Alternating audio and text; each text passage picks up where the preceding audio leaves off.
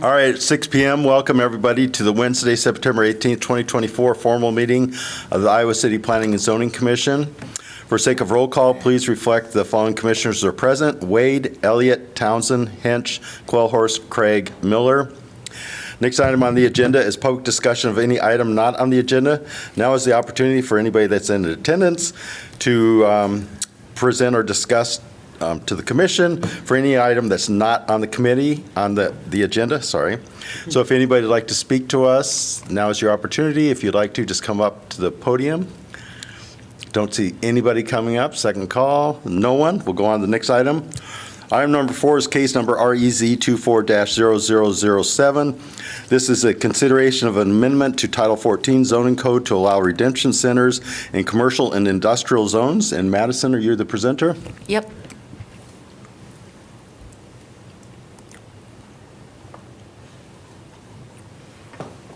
Is it shared on the Zoom? Yeah, hang on, we're just,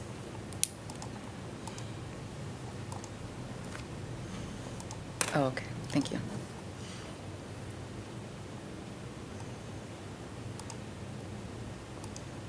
okay. Awesome. Thanks, Ann.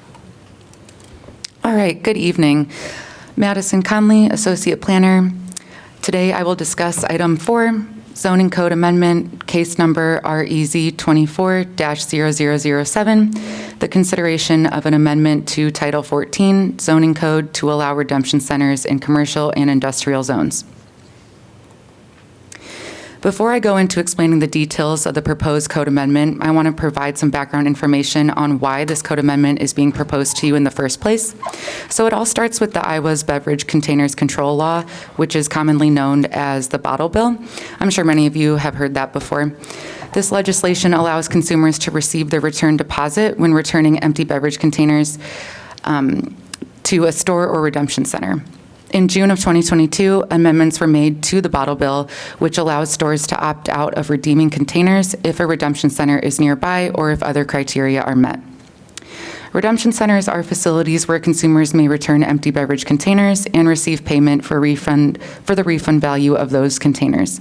Sometimes redemption centers can be affiliated with some grocery stores.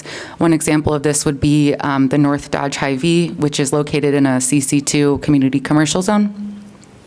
And also, the Can Shed is an existing redemption center located at 611 Hollywood Boulevard, Unit 3, in a general industrial I-1 zone. However, the Can Shed would like to operate within a commercial zone in order to expand their services, improve their collection processes, and provide easier access to the community. As a result, staff is proposing this code amendment to allow redemption centers to exist in commercial and industrial zones. Currently, the zoning code does not contain any specific language that assists with defining, classifying, or regulating redemption centers. And as we know, redemption centers are allowed in some grocery stores and have been allowed in commercial zones already. However, standalone redemption center related uses have historically been classified as a waste-related use.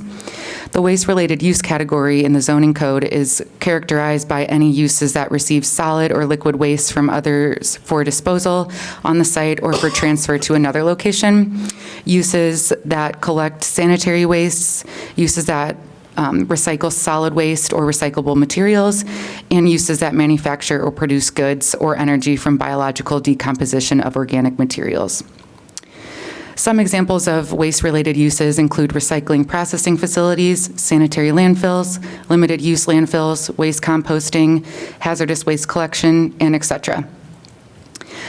Waste-related uses are currently allowed provisionally in the general industrial I-1 and heavy industrial I-2 zones. For the purposes of the Can Shed, the intended use and operation of this facility is not comparable to the types of intense industrial uses that we see in the waste-related use category.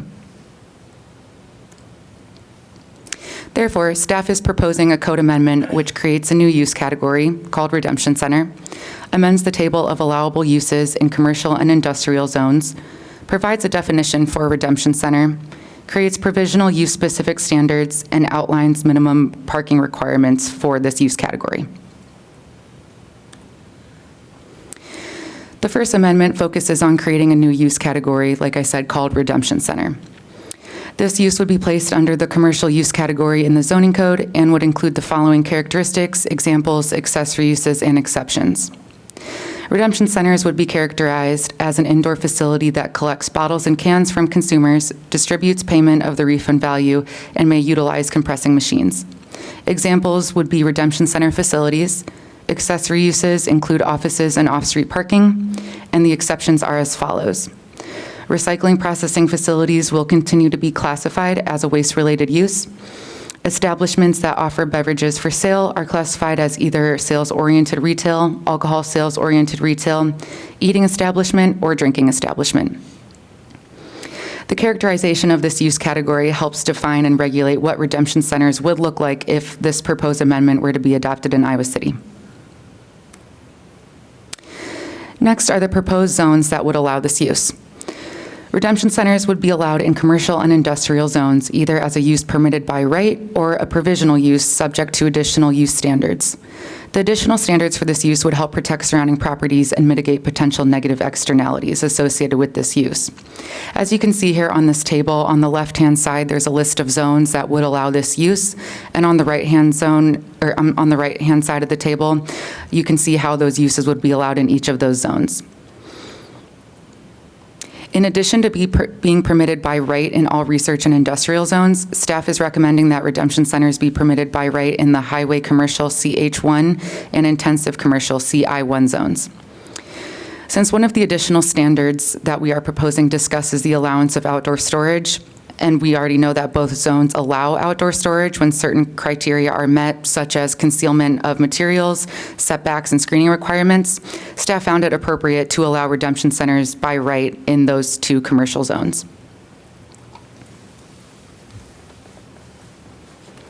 Staff has created use-specific standards for redemption centers to adhere to when provisionally allowed in those commercial zones that you saw on the table. The proposed use-specific standards are as follows. 1, size of use limited to no more than 5,000 square feet, and 2, outdoor storage of any materials is not allowed. Staff determined it would be appropriate to apply these use-specific standards in commercial zones that may abut residential land uses to help maintain the character and scale of intensity of the surrounding properties. And also the location jurisdiction research that I will talk about later on demonstrates a size restriction in many of the cities, and also the prohibition of outdoor storage is a common practice. There are several jurisdictions in Oregon that utilize a 5,000 square foot maximum. Additionally, the Iowa City zoning code has a size limit for other commercial zone uses. For example, we can see a size limit for indoor commercial recreational uses in the CO1 and CN1 zones, as well as office uses in the CN1 zone.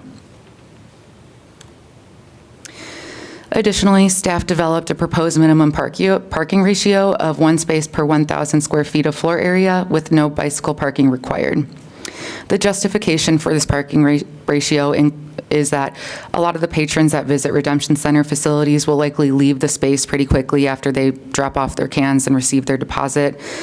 So due to the nature of the business, staff does not anticipate that this use will require many parking spaces. Additionally, if the redemption center does find that they need more, this is just a minimum, so they are able to add more if they see fit. That brings us to the analysis section.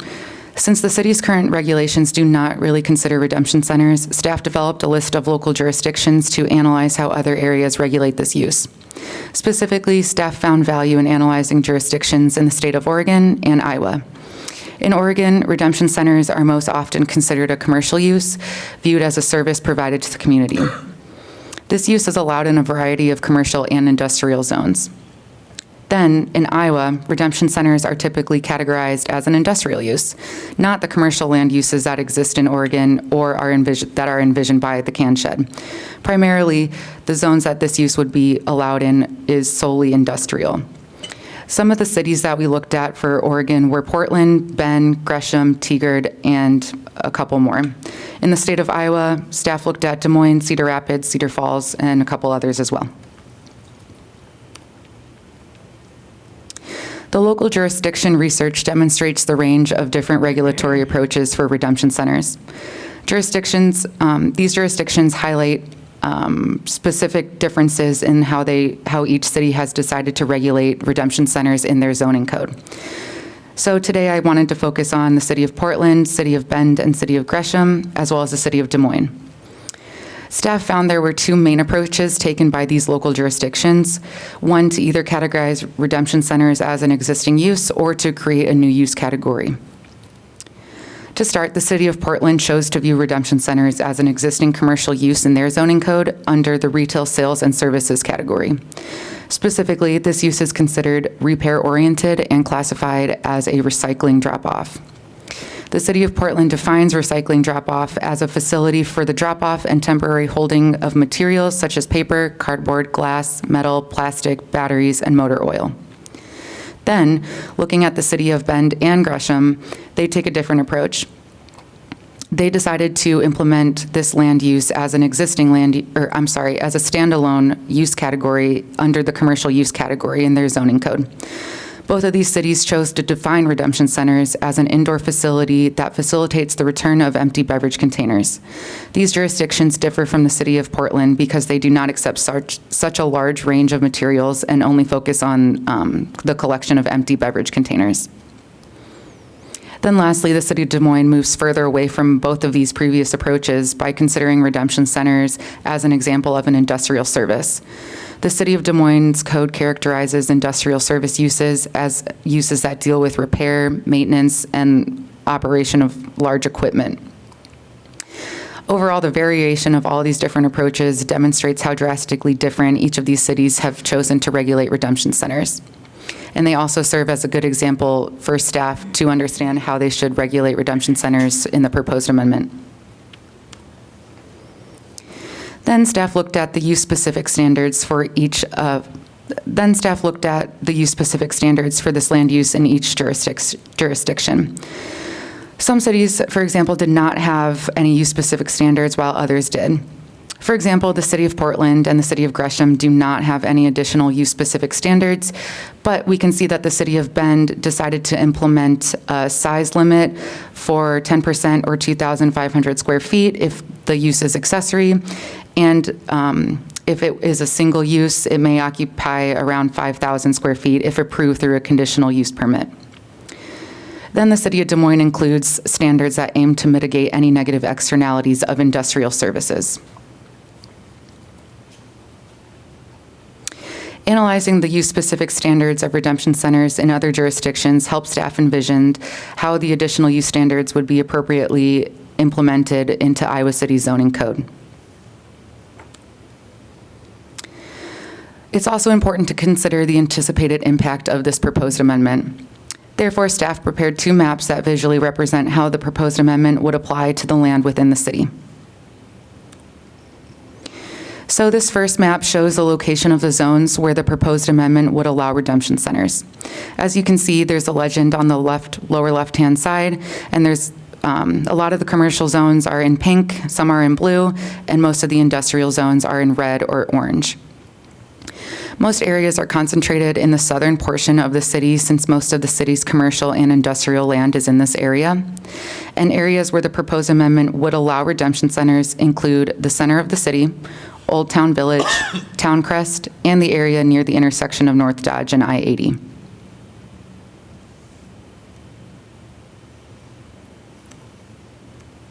Oops. The second map shows where the proposed amendment would allow redemption centers either as a permitted or provisional use. So once again, there's a legend on that bottom left-hand corner, and in green, that's the zones that would allow this use by right as a permitted use, and the yellow is where the use would be allowed provisionally subject to additional standards.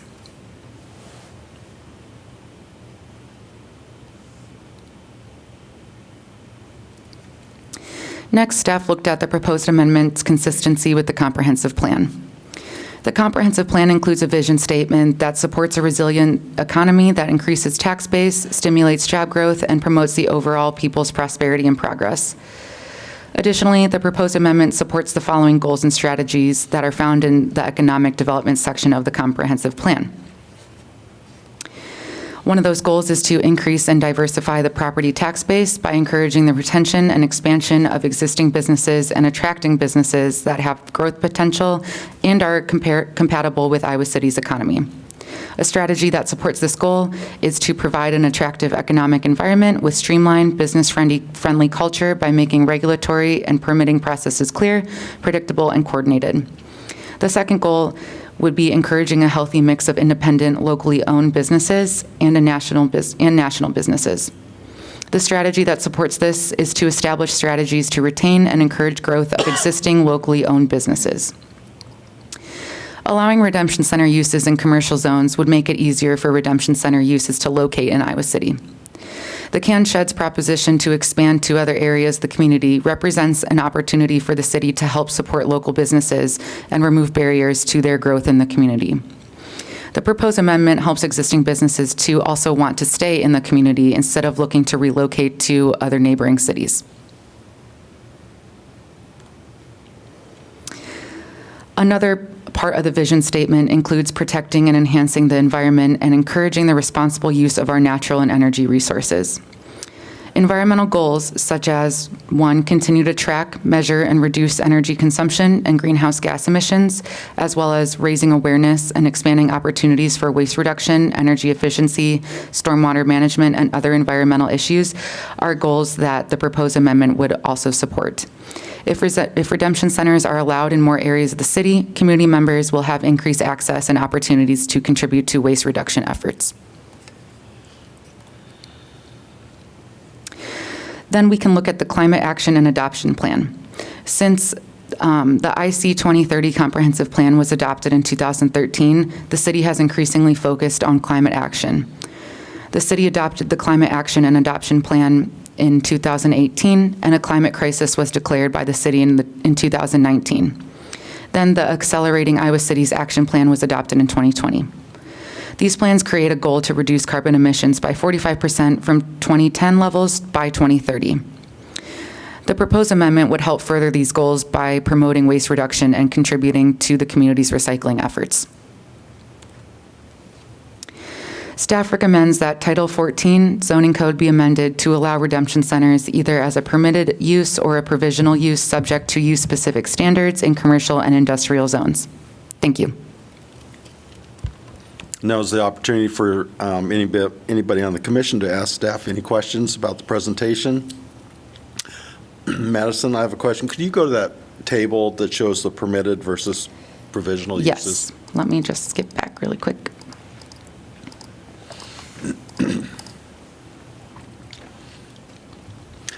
I'm just curious about why it's provisional for some of the commercial areas, because before the legislature did their misdeed, in my opinion, and changed the law, some of the rules on this, all the convenience stores and grocery stores accepted returns. So it seems like we should be consistent with that. I'm just curious of the thought process on that.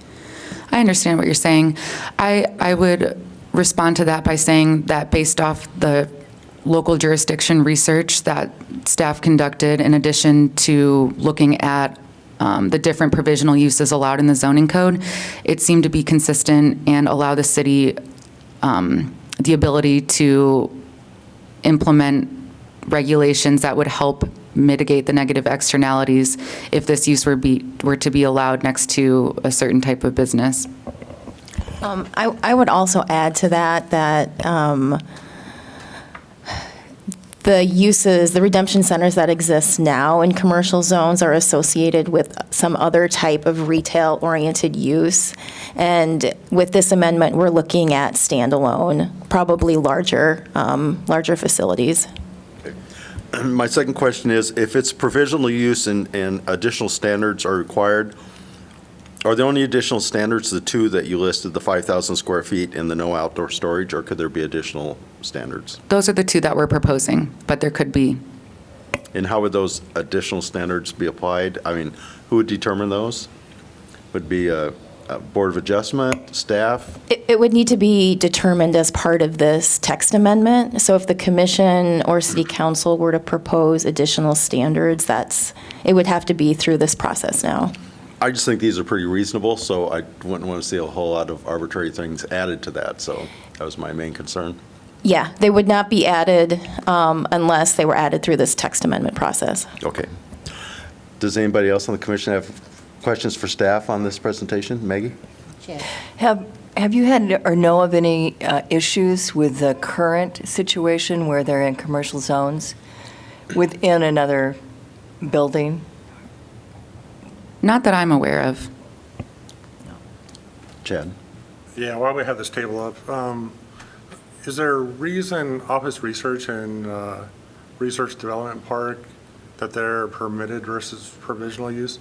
It just seems to be kind of a odd use in that. Yeah, because aren't you trying to get rid of that whole zone? So, Yeah, it's an existing zoning district. There's not a lot of areas that are zoned Office Research Park or, Northgate is- but if you look at, and I don't have it in front of me right now, but in looking at the use categories, the other use categories that are kind of quasi-industrial uses that are allowed in those zones, we felt it appropriate to allow it as a permitted use. any other questions for staff? Susan? Can you elaborate on what the can sheds proposal is? I mean, you refer to it when you talk, but you don't say what it is. Yeah, they are here tonight, I believe, and so I think they would be So you're going to let us best. ask them questions Yes, instead of yes. you?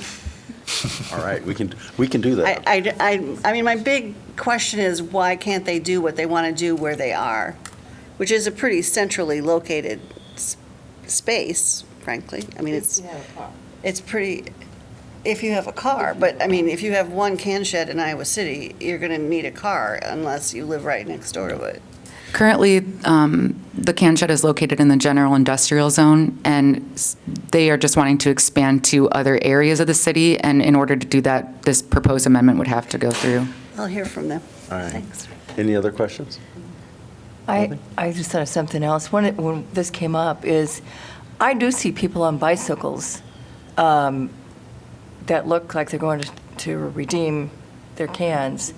So I don't know if that affects the park. You know, there's no bicycle parking required, but there are people on bikes who do that, who are going to recycle. And question for the Redemption Center. In this case, Redemption Center definition is like an automated redemption center like you'd have in front of Hy-Vee, where you just stick it in the machine and it does its thing, versus like a staffed redemption center. Is that the same thing from? Maybe. Yeah, it kind of depends on how the city wants to define it, but we chose that Redemption Center would be defined as a staffed facility. Actually, our definition doesn't expressly note that it needs to be staffed. That's something that is kind of hard to regulate through zoning. But I'm sure the can shed will speak to their proposal. They are proposing that it to be staffed, but also function similarly to the automated machines. The other thing I would note is you might key in on the exceptions and so forth there, particularly the second bullet point. You know, establishments that offer beverages for sale or classified. You know, I mean, if something falls into one of those categories, then it would not be considered a redemption center under this definition. So I have a question. I do have a question. Now, you mentioned the North Dodge Hy-Vee having a redemption center. That hasn't been operational for some time. If they wanted to restore that, I think the machines are still there. But if they wanted to restore that, could they still do that? Yes. Yeah, and I think maybe Walmart still has theirs operational. But those are the only ones that I know that would have them. But so that still would be permissible? Yeah, thanks for making that point. I wasn't aware that the North Dodge. They had their sale this year in that area. I go there more often than I'd like to admit now, but yeah, they used to have one apparently. Thank you for correcting us. All right. Any further questions by commissioners? Just a general question, and maybe staff can answer it, and maybe the can shed people can answer it. I mean, we talk consistently about cans, and glass to me seems a little more problematic than cans, which aren't breakable. And I'm uncertain, I don't use the can shed, but I do recycle. Are they taking glass, and are they proposing to take glass? And would taking glass be allowed under this? They do now. Glass would be allowed. It would be anything where you can get Where a you get- deposit. Where you get your deposit? Yes. Okay. All right. Any further questions? I just have one more comment, not necessarily All right. a question. I guess I have a concern that I go to the store, I pay deposit on my bottles and cans, but I can't take them back to that place. So why is that ever happening?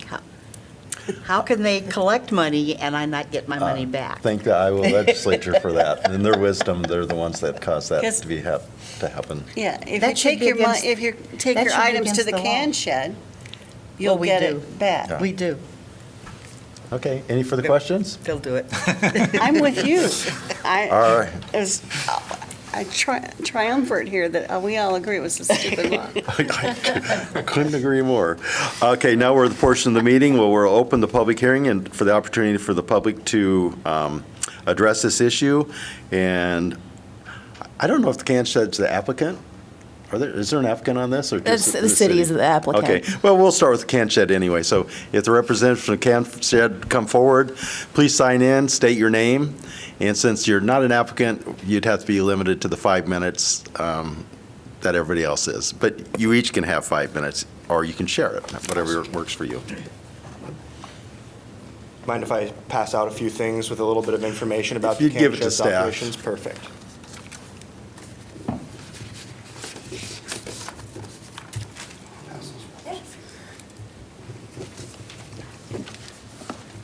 Would you like your first 5 minutes, and I'll take the second 5 minutes? Because I bet you I go over. All right, I'll go first. My name's Austin Giesland. I'm with Q4 Real Estate, and we represent the Can Shed and their real estate expansion throughout the corridor area. First off, thank you guys for bringing this onto the agenda. Thank you, Madison, for all your research and your presentation today. That was a lot of good data and research that you did. One thing that I wanted to bring up with you guys in a good effort, the space that we are currently negotiating is on Gilbert Street. It's the old South Maple building. The space is 5,500 square feet. Now, Madison's proposal is 5,000 square feet maximum, and I think, we're on board with that. We understand the logic and the reasoning there. Our question to you is, in an effort to keep this deal alive and not lose it, is there a way that we could structure the business and the layout to do 5,000 square feet of redemption center and leave the other 500 square feet for employee offices, employee break rooms? I wanted to bring this question up now so that we can, you guys are the people to ask. So is that something that anyone can comment on? Well, this is really just sort of a one-way thing where you present, Got and it. we may have some questions for you after your presentation, but it's really your opportunity to cover whatever you want to cover with us. Okay, well then that would be the one concern I wanted to share with you guys and bring to the table. And I'll let kind of Troy take it from there with a little bit more of the business side of things. Right. Thanks, Austin. Yes, thank you all for the presentation and for the consideration. I could probably... State your name, please, for Oh, the sorry. minutes. I'm Troy Willard. I'm the owner of the Can Shed. And I guess I was jotting down notes as we were going through things in the presentation and the questions, so I'll try and answer as many of those as I can. Really, what we're trying to do is raise our visibility, expand our services, which we need more space for. The building we're currently in, we're maxed out. It's only about somewhere between 2,800 and 3,000 square feet.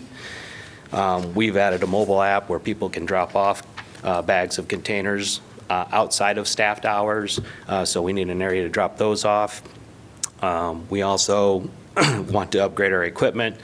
There's a technology out there that if you are using automated machines to put your cans in one at a time, like is what's been the norm in this area for a long, long time, these are more of a bulk dump, take up about 25% of the time to count all the containers through, but there's also a bigger footprint for that type of machinery. So that's one of our reasons for moving. Again, access is one. The building that Austin was talking about has a lot more parking to it. We do have a parking crunch where we're at. We're kind of off the main street in a little, actually easement, I'm not even sure if it's even a street, with a few parking spots there. So that's really kind of what really wants us, our motivation to move is that. You're correct, North Dodge hasn't redeemed containers since about 2020. Back then, after the pandemic, when we started doing more direct business, representing Hy-Vee as the redemption spot in the city, we took on all the responsibility for all the stores, and everybody became, at that point, was bringing stuff to us. Walmart is at the very end of using their machines. I think they've used their useful life, and they have no interest in replacing them and adding extra cost into their business model. So we're getting overtures from them that as soon as their machines break, they're done and they're out. I'd also want to note, again, I understand the logic and the explanations about the square footage thing. Again, that would be a question I'd want to know before I make any hard and fast decisions about leasing or buying space or building a building. But one of the natural progressions of the bottle bill in other states has been taking it from carbonated and alcoholic beverages and moving to all beverage containers, which would include water bottles, sport drinks, any type of non-carbonated container. And so I'm trying to look forward to that expansion and my space needs for that as well. So, which again is why I need compaction, which was brought up in the presentation.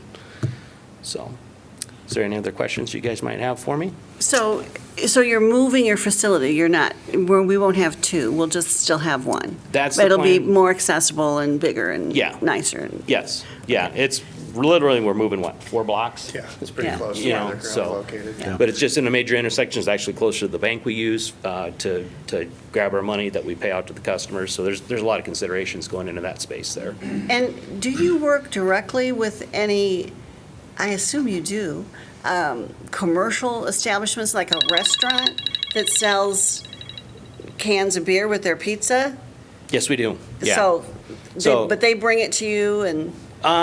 They can if they want to. We do have business-to-business routes that we Right. run. I feel like I've seen a truck. Yep, so there's probably a white Ford pickup truck with a gooseneck trailer behind it down here a Okay. couple times a week. There you go. Yep, downtown bar scene, any of the restaurants. Okay.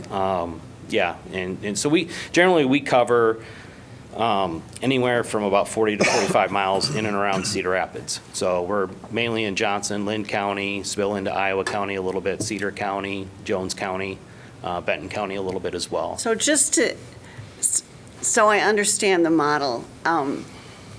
Number one, I don't think you get paid enough, so Well, we were grateful for 3 cents that we got in 2023. I mean, you got a little bit. So the downtown bar pays the 5 cents when they buy that can of beer, Yes, and they sell it to their customer to drink in there. And then I assume they just give you the can? no, No, you have to pay them for the can. correct. So, So they get something back. correct. Okay. So, and we're getting into some nuanced areas here. So let's go with you as a consumer in buying your stuff at Hy-Vee, because that was brought up as why can't I take it back to a convenience store where I Right. bought it, right? Or a grocery store. The distributor itself, Coke, Pepsi, Budweiser, originates the deposit. So when they sell it to the store, they collect a nickel from the store. The store collects a nickel from the consumer. The consumer gets their nickel back from us or the store.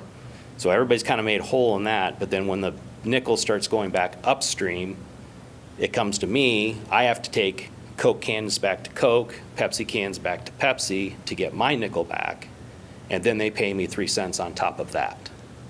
So No it's just, way. Yep, it's just kind of like this big loop that happens. So one of the misconceptions is somehow the state's involved with that, right? And it's totally managed financially, fiscally through private enterprises. So So what does Coke do when they get their cans back? they smash them up, bale them up, and recycle them. So we handle about Well, we redeem about 106 million containers a year through our 5 locations. We also go out and represent distributors and pick up other redemption centers and bring that material back to our facility in Cedar Rapids. And we combine it all. We make sure that's going back to end users and markets. Aluminum's turned into aluminum cans again. The plastic, it's changed over the years. A lot of times it was being made into carpet products. Now it's going back to bottle-to-bottle processing facility in Wisconsin. And the glass goes to Kansas City. There's a company down there that pulls all the brown glass out to make beer bottles for Boulevard Brewery, and the rest of it goes to a fiberglass insulation plant and gets made into insulation. So, Okay. Any other questions for the CanShed staff by members of the commission? Seeing none, thank you, gentlemen. all right, thank you. This is a public hearing. This is an opportunity for anybody in the public who'd like to address the commission on this text amendment. Please come forward if there's anybody who'd like to speak. Second call for anybody who have public comment. And you can, Shed gentlemen, you have an opportunity to for a second round if you're interested in anything else you forgot the first time. I would field any more questions that anybody has. All right. Seeing none, we'll go ahead and close the public hearing. Could I have a motion from a member of the commission to consider this text amendment? Actually, could I ask a quick question of staff? I just wanted to know, so, Can we just do that after we can have the discussion after we make the motion in the second? yeah, sure. So it's just cleaner that way. So moved. Yeah, that's fine. Motion by Craig, is there a Second. second? Motion by Craig, second by Elliott. Discussion, go ahead, sorry. No problem. I just had a quick question. It sounds like the CanShed folks might want a space limit for provisional zones in excess of 5,000 square feet. Given that, is that something that staff would want to look into further, or are you still comfortable moving ahead with the 5,000 square foot recommendation? Yeah, it sounds like the building that they're currently looking at is 5,500 square feet. So they could still operate a 5,000 square foot redemption center within that space. That additional 500 square feet would have to be used for some other purpose. Like they could use it for administrative purposes? Yeah, 500? yeah. I So- mean, an accessory use here, it says offices, so it seems to me that, yeah, I think staff could work with them to make sure that they adhere to what we're proposing at 5,000 square feet. If the commission wants to increase it to 5,500, I don't think staff really has any concerns with that either. Do you have any preference or recommendation between the two?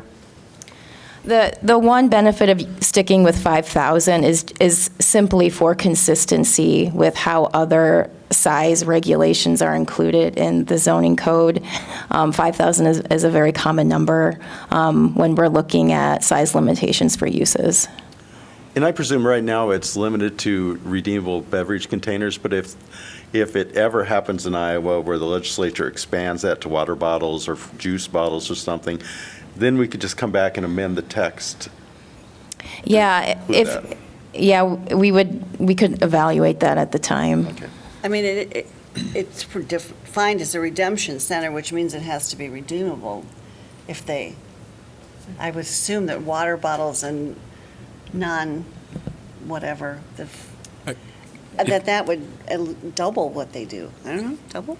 I would just note that the current, or proposed, I should say, definition just says an indoor facility that collects bottles and cans from consumers, distributes payment of the refund value, and may utilize. So it's already compressors. covered. Right. Yeah. If the legislature ever expands those categories.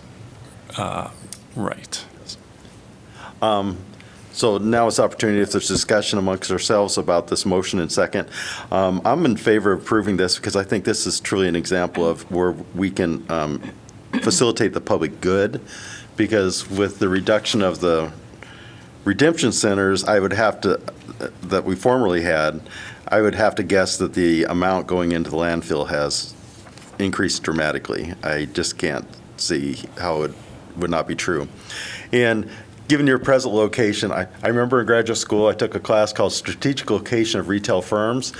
Your location would get an F in every regard. So anything to make it better for the consumer in Iowa City, I think would be a very positive action. So I'd support this. Yeah, back when we moved in there, we were making a penny a container, so Yeah. we had to stretch rent money. Oh, I understand completely. Any discussion by members of the commission before we vote on this motion? I'd like to say my husband and I visited your establishment today, and, and we do often, but it is not the best place to be, especially in the evening. Agreed. Any further discussion? For discussion? Okay, we'll go ahead and call the question. All those in favor of approving this text amendment signify by saying aye. Aye. Those opposed signify by saying nay. Hearing no nays, the motion is approved 7-0. Next item on the agenda is consideration of meeting minutes from September 4, 2024.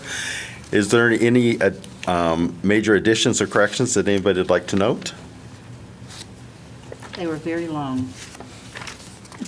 Hearing none, could we have a motion for approval? So, I think there's one small thing. I think Okay. that my name and Chad's might have been mixed up in the minutes in one location, but Could you just give staff that?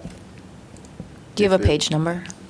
yeah, I think it is the bottom of page 5, top of page 6.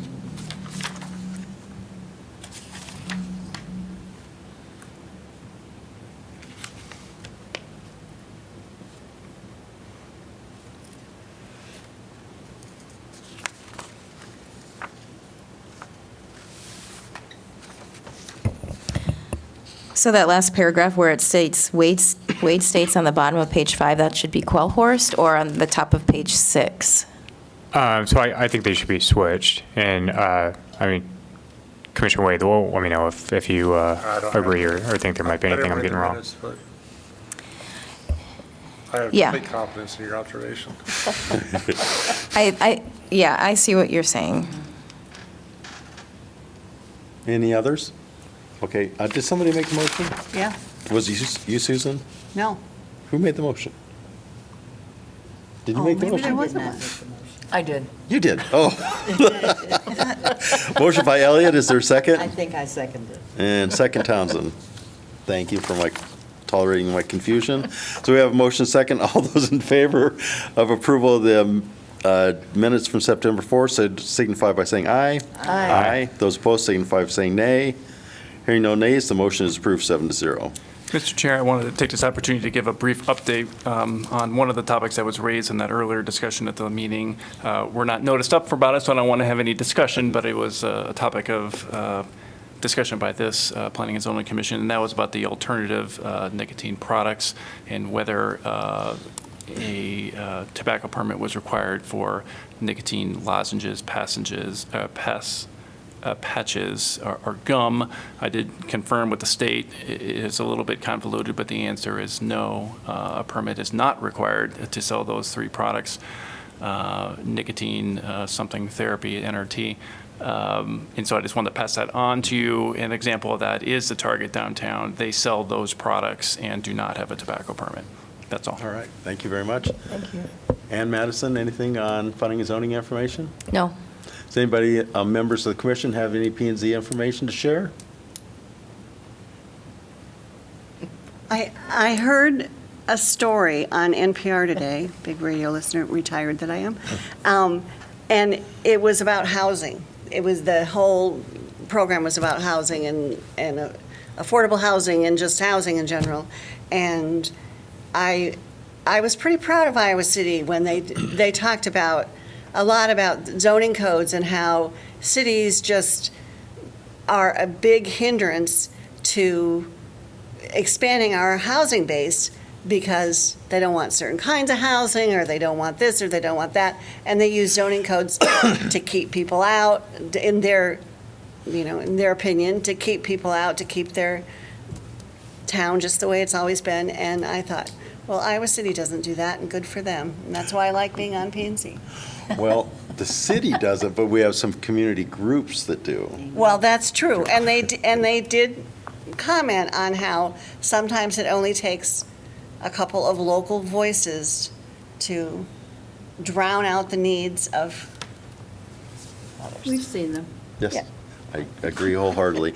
Anyway, I'd just like to commend the members of the commission, because generally, when we're under pressure not to approve a development for additional housing from community groups, by and large, we still,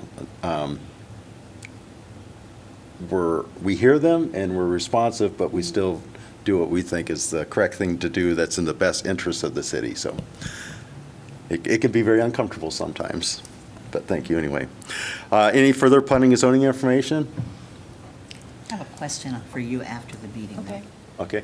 If not, motion for adjournment? So moved. Motion by Townsend, is there a That was by second? me. Second, Elliot. Second by Elliott. Discussion? Seeing none, all those in favor of this motion signify by saying aye. Aye. Aye. Aye. Those opposed signify by saying nay. Hearing no nays, it's approved 7-0, and we are adjourned. Thank you, everybody. Appreciate it very much. Thank you, thank you. Thanks, John.